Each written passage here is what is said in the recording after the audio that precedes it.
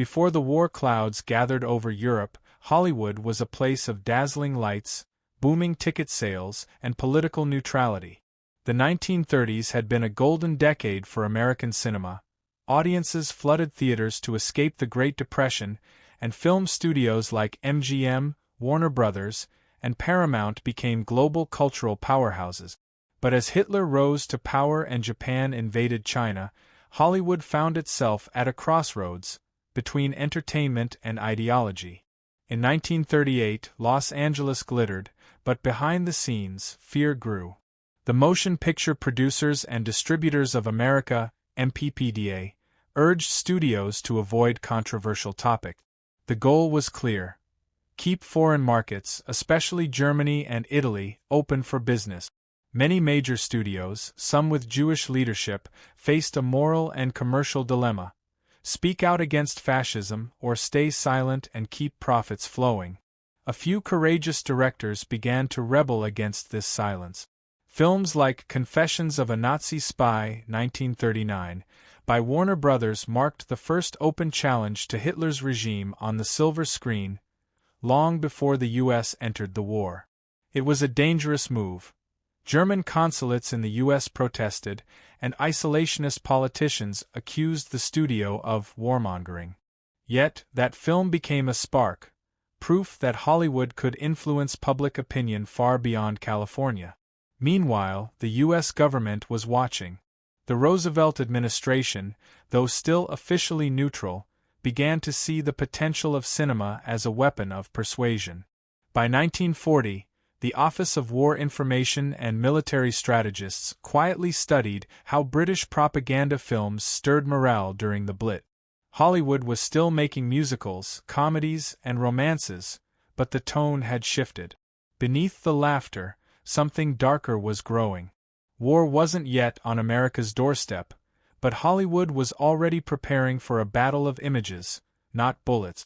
It was the calm before the cinematic storm, when the world's dream factory was about to become a machine of influence. December 1941. The United States wakes to the sound of sirens and radio bulletins. Pearl Harbor has been attacked. The illusion of distance from the war shatters in an instant. And within weeks, a new kind of message leaves Washington, D.C., bound for Los Angeles. Hollywood is now part of the war effort. The Office of War Information, created by President Franklin D. Roosevelt, recognized what military generals already knew: tanks and rifles could win battles, but movies could win hearts. The government needed more than soldiers, it needed storytellers. And no one told stories like Hollywood. By early 1942, WWII representatives met with studio executives in private rooms at the Beverly Hills Hotel and on the backlots of 20th Century Fox. Their mission was delicate but clear: align film narratives with national morale. The message wasn't censorship, at least not officially. It was guidance. The OWI even created a special division, the Bureau of Motion Pictures (BMP), to oversee scripts and coordinate with studios. Propaganda didn't mean lying. It meant focus. Stories had to promote unity, sacrifice, and faith in victory. A film about ordinary workers now became a story of wartime production. A love story could include a soldier shipping off to Europe. Even cartoons got a new mission: teaching children about saving resources and supporting the troop. In March 1942, director Frank Capra, already famous for Mr. Smith Goes to Washington, was summoned to Washington. He would soon lead the Army's Why We Fight documentary series, films that would be shown to millions of troops and civilians alike. The collaboration between the military and movie studios was unprecedented. Hollywood's glamorous machinery, cameras, lights, sound stages, transformed almost overnight. Extras wore real uniforms, scripts were reviewed by colonels, sound engineers studied how to recreate battlefield noise. Even the Hollywood Canteen, a nightclub run by movie stars like Bette Davis, became a patriotic symbol, where actors served coffee to soldiers heading overseas. The call from Washington had been answered. The Dream Factory was now a weapon, one that could project courage, hope, and conviction across the entire free world. Before the war, they were the kings of storytelling: John Ford, Frank Capra, William Wyler, George Stevens, and John Huston. They knew how to build emotion, frame a hero, and hold an audience's heart for 2 hours. But when America entered the war, these men traded Hollywood sets for battlefields, carrying cameras instead of rifles, shooting reels instead of bullets. Their mission was clear: document the war as it truly was, not as fiction. The U.S. military believed that the power of film could strengthen morale at home and give soldiers a reason to fight. But what these directors captured went far beyond patriotic slogans. It revealed the raw human cost of war.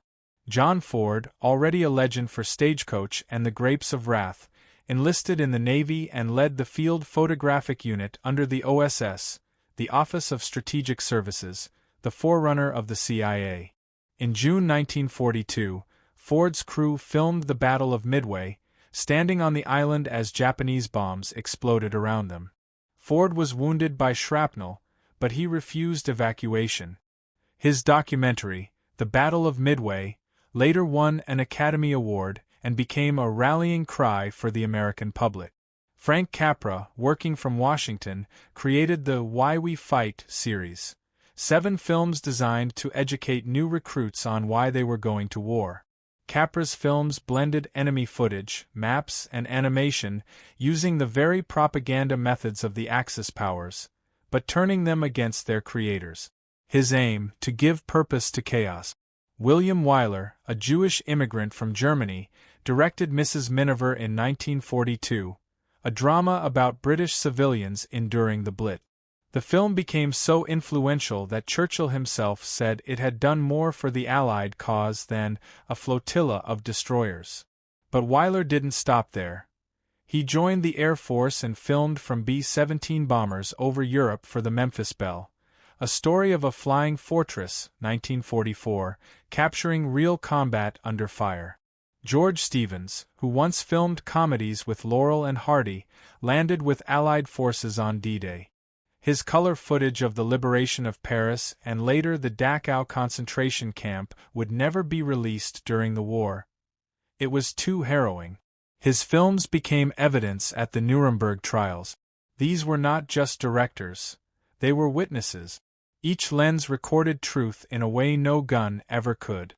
They returned home changed forever, their art deepened by the things they could never unsee. By 1943, the line between truth and propaganda had blurred beyond recognition. The U.S. government had mobilized not just soldiers, but storytellers. Every film, radio broadcast, and poster carried a message. The mission was simple: keep America believing. In a quiet office at the Office of War Information, WWII, teams of writers and psychologists crafted emotional script. Every word, every image, was designed to evoke loyalty, anger, and unity. Hollywood didn't resist. It collaborated. Studios opened their archives, actors donated their voices, and directors lent their genius to what was called the information war. But behind the patriotic slogans, a question lingered: where does inspiration end and manipulation begin? Frank Capra wrestled with that question more than anyone. His Why We Fight films used enemy propaganda, raw, terrifying Nazi footage, but recontextualized it to rally Americans. If we can't tell our story better than Hitler can tell his, Capra said, then we deserve to lose. His work was powerful, but it was also selective. Not every failure made it to screen. Not every casualty was shown. The truth was edited like film itself. John Huston's report from the Aleutians was praised for its realism, until he delivered Let There Be Light, a haunting documentary about soldiers suffering from post-traumatic stress. The Army banned it for 35 years. It was too honest, Huston later said. They wanted heroes, not healing. Meanwhile, the British Information Service in London faced similar debate. Their wartime film unit, headed by Humphrey Jennings, produced Listen to Britain, a poetic montage of daily life during the Blitz. No narration, no orders, just resilience. The Ministry of Information wanted clarity, Jennings wanted art. The result was both. These filmmakers walked a moral tightrope. Every reel balanced national duty against artistic integrity. Too much truth could demoralize the nation.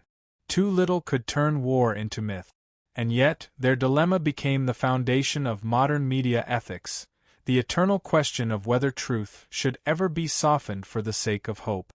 The year was 1942, and the streets of America buzzed with rationing, war bonds, and propaganda posters.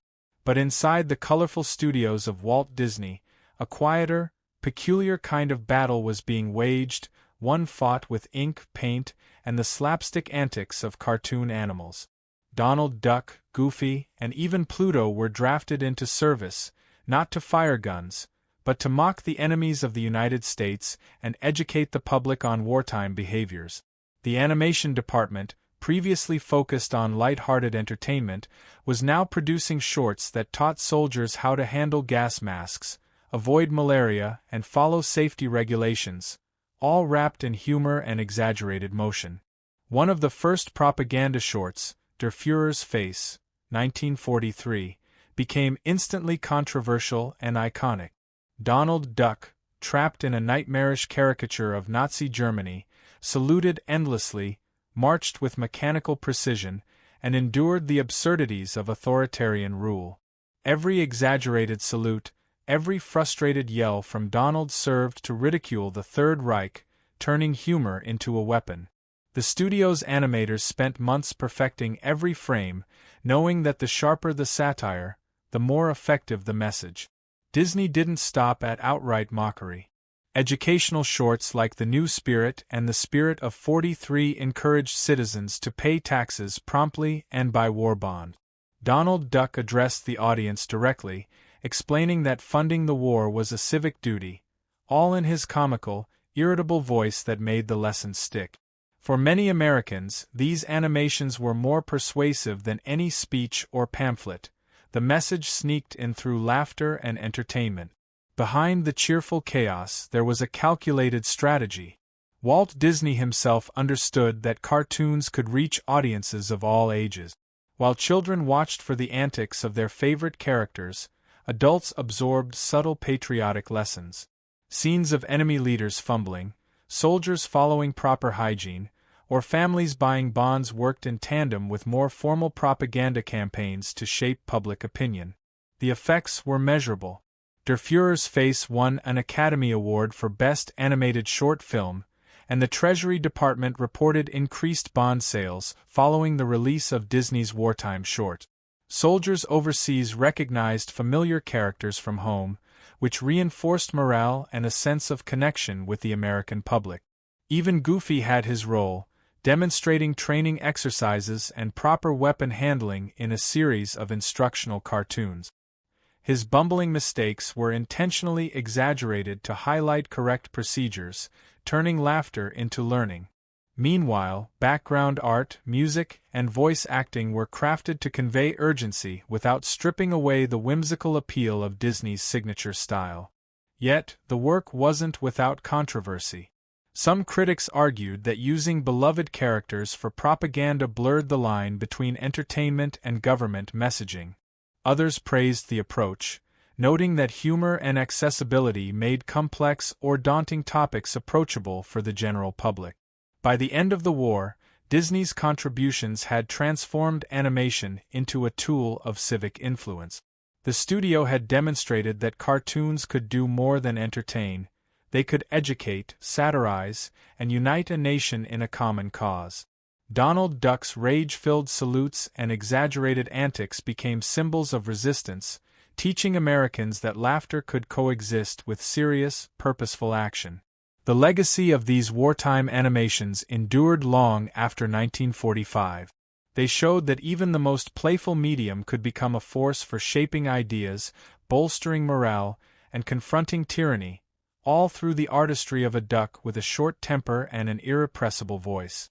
While the front lines of World War II raged with gunfire, explosions, and shifting battlegrounds, another, quieter front existed, one dominated not by rifles or tanks, but by cameras, tripods, and rolling film reels. Across Europe and the Pacific, the U.S. military established specialized, secretive film units tasked with documenting the war for both intelligence and propaganda purposes. These hidden studios were often embedded within military bases or even aboard ships, places where secrecy and precision were paramount. Operators of these units, sometimes referred to as combat cameramen, were not civilians. They were soldiers trained in both photography and the deadly realities of combat. Equipped with bulky 35mm cameras, specialized aerial rigs, and early portable sound equipment, they captured everything from amphibious landings to the aftermath of bombing raid. Each frame was a calculated risk. One wrong step could mean death from enemy fire or a miscalculated landing on a beachhead. One notable example was the filming of the D-Day invasion at Normandy. Cameramen had to balance technical expertise with sheer bravery, landing alongside troops on Omaha and Utah beaches. The cameras they carried were not lightweight. They were heavy, prone to jamming, and required constant attention. Yet these operators pressed forward, capturing iconic shots of soldiers storming the cliffs, explosions tossing water into the air, and the sheer chaos of the assault. Many cameramen were wounded or killed, but their work preserved the reality of the war in ways that words alone could not convey. Meanwhile, at secret studios in England and the United States, military editors worked around the clock. Footage from the front lines was rapidly processed, analyzed, and sometimes repurposed for newsreels or strategic intelligence. Analysts would study aerial reconnaissance films to track enemy fortifications, troop movements, and the effectiveness of bombing campaigns. The meticulous work of these hidden units turned raw footage into actionable insights, a blend of journalism and military science. In the Pacific Theater, cameramen faced different but equally daunting challenges. Dense jungles, sweltering heat, and unpredictable weather complicated filming efforts. Aircraft carriers doubled as mobile studios, where operators developed film in makeshift darkrooms while remaining on alert for enemy attack. Stories abound of cameramen diving into foxholes with their cameras to record Japanese positions, or crawling through mud and foliage to capture the precise moment of an ambush, always balancing the need for clarity with personal survival. The footage captured was used strategically as well as culturally. Newsreels brought the war into American theaters, rallying support, boosting morale, and providing visual proof of progress overseas. Soldiers recognized that their actions were being recorded not only for posterity but also for propaganda efforts designed to strengthen public resolve. The hidden units became indispensable, a bridge between the chaos of battle and the homefront's understanding of the war. Technological innovation was key. Specialized camera mounts allowed for stable shots from moving tanks or aircraft. Early attempts at aerial cinematography enabled commanders to gain new perspectives on enemy defenses. Each advancement required a deep understanding of both optics and battlefield dynamics. Engineers worked closely with cameramen to ensure equipment could withstand extreme conditions, salt water, sand, snow, and enemy fire, while still producing usable film. Yet despite the critical nature of their work, these operators were often unsung heroes. Casual audiences saw the polished reels in theaters or on the news, rarely realizing the dangers faced behind the camera. Some received commendations, but most returned home quietly, their experiences largely unrecorded, blending back into civilian life after risking their lives to record the truth.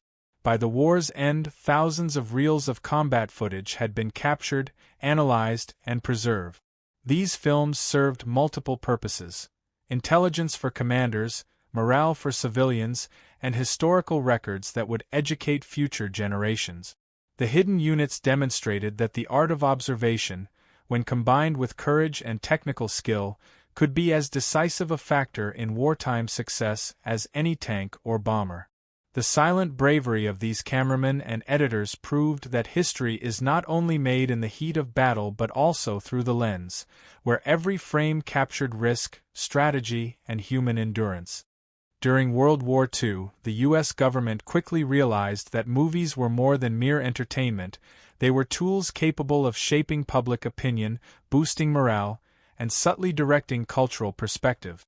To harness this power, agencies like the Office of War Information, WWII, instituted strict oversight over Hollywood productions, introducing a system often referred to as message control. The goal was clear. Every scene, every line of dialogue, every plot point had to align with the broader objectives of the war effort. Scripts were submitted for review before filming even began. Propaganda officers examined storylines, ensuring that the portrayal of the enemy was accurate in tone but dramatic enough to galvanize public sentiment. Axis powers were depicted as cunning, ruthless, and often comically inept, while Allied soldiers and civilians embodied courage, sacrifice, and determination. Filmmakers were guided, and sometimes pressured, to reinforce key themes: unity at home, support for troops overseas, and the moral righteousness of the Allied cause. Even seemingly minor details, a character's gesture, a newspaper headline in a background scene, or a poster on a wall, could be scrutinized for compliance with the intended message. The idea was to create what officials called narrative discipline, a consistent cultural storyline that would permeate theaters across the nation. The censorship process extended beyond script review. Completed films often underwent edits to remove scenes considered potentially harmful to the war effort. Jokes that might undermine morale were cut, as were depictions of Allied failures that could sow doubt or fear. In some cases, entire subplots were rewritten to emphasize themes of resilience, patriotism, or collective effort. Filmmakers learned to work within these boundaries, balancing artistic vision with national priorities. Newsreels and documentaries were similarly controlled. Military advisors reviewed footage shot overseas to ensure operational security and to frame events in a way that would inform and inspire rather than alarm the public. Battle losses were often downplayed, while heroism and ingenuity were emphasized. Even animated films participated in this oversight. Studios like Disney received guidance on portraying Axis leaders satirically while highlighting the valor and resourcefulness of Allied characters. The impact of message control was profound. By standardizing narratives, the government cultivated a shared perception of the war, reinforcing societal cohesion and encouraging citizen participation in rationing, war bond drives, and volunteer efforts. Audiences were subtly guided to understand that every individual, no matter how small their contribution, played a role in the larger struggle. Yet the system was not without its tensions. Some directors and writers bristled under restrictions, feeling that their creative freedom was compromised. Others embraced the challenge, finding ways to embed subtle messages or nuanced commentary within approved script. The push and pull between artistic expression and patriotic duty became a defining feature of wartime Hollywood. Ultimately, the combination of oversight, guidance, and selective censorship ensured that films served a dual purpose: entertaining audiences while reinforcing the ideological and emotional framework necessary to sustain a nation at war. The hidden hand of message control demonstrated that, in the modern era, storytelling could become a strategic weapon as potent as any artillery. Through meticulous supervision, Hollywood became an extension of the war effort itself, its reels shaping perceptions, inspiring action, and preserving a carefully curated narrative for generations to come. While Hollywood crafted propaganda for theaters, another battle unfolded behind the camera on actual warfront. Special military units, often operating under the Signal Corps or other armed forces branches, were tasked with filming combat, troop movements, and battlefield conditions. These hidden newsreel units risked life and limb to capture footage that would inform both the public and military planners. These cameramen and sound technicians were not just documentarians. They were soldiers in their own right. Armed with bulky 35mm cameras, heavy film reels, and minimal protective gear, they often landed alongside assault troops, documenting amphibious operations, aerial bombing runs, and infantry advances. Every shot had to be precise. Any mishap could result in lost footage and, in many cases, lost lives. Their work was dual purpose.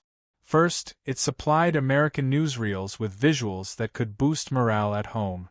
Seeing footage of Allied soldiers charging forward, engineers repairing bridges under fire, or medics aiding wounded comrades reinforced the narrative of courage and resilience. Second, the recordings served intelligence and training purposes.